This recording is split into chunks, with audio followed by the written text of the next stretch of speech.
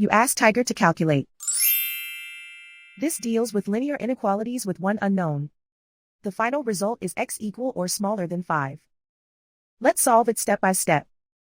Group all constants on the right side of the inequality.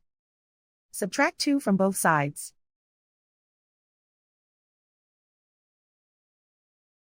Simplify the arithmetic.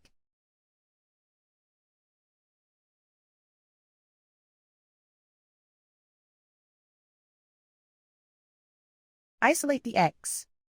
Divide both sides by 3.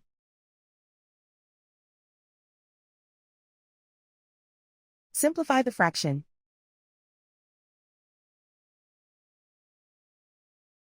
Find the greatest common factor of the numerator and denominator.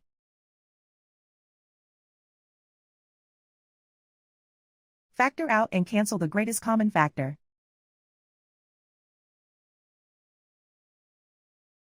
Plot the solution on a coordinate grid.